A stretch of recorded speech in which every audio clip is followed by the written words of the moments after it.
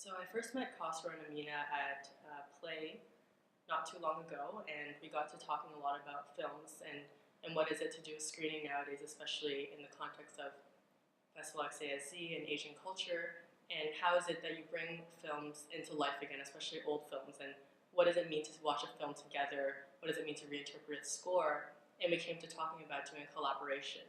So my name is Hera Chan. I'm the current director of Atelier Celadon, again, artist organization that works with contemporary art and a people of color diaspora. And so Khosrow thought it would be a really good idea to do something as a co-production for the upcoming Festival Accès Asie, which is the 21st edition, this 2016. And eventually that rolled into one thing or another, and we have an event now called Spiritual Council, which I programmed. And so Spiritual Council is bringing together musicians and also some films, two of which are very old silent Japanese films, one of which is a contemporary film, to have their scores reinterpreted and made for the occasion. So the event will be on Thursday at May 12th at La Sala Rosa. The doors open at 8. And I'm going to talk a little bit about the musicians now. So we're going to have Arashi Deku, which is a drumming group, opening. It's very intense. It's hard to describe, I guess. It's something kind of that beats with your heart. You can say something like that. And following, we have two short silent films and followed by a feature length.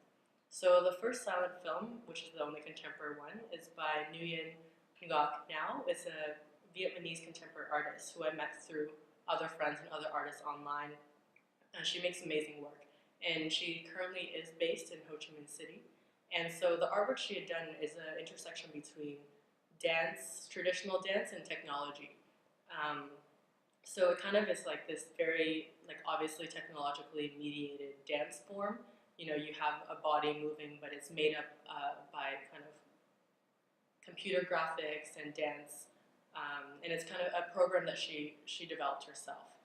And following that, we have two other films. So the other short film is Tojin Okichi, and following that, it's a feature length, which is A Page of Madness.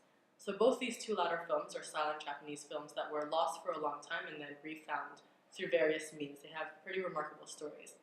And in that, you kind of have this idea of films that we don't have the full length of the director's cut.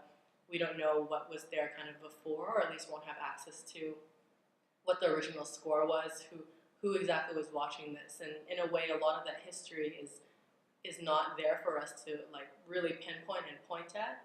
But I think what's really exciting about all three of these films, and the reason why I thematize them together, is all three of them show women and feature primarily women and almost in distress in forms of almost dance-like movements, expressing themselves not with language but with kind of bodily attachment.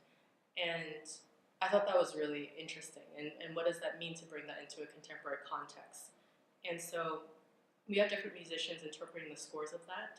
There's going to be Jia Lu, who's a Chinese classical musician, who's going to be playing to Ngoc Nao's film, the contemporary dance film. And then after that, we will have Stefan Christoph, Amira Miri, Catherine Debard, and Shota Yokosi, who all work together, and they're going to be improvising and kind of composing a piece specifically for this event.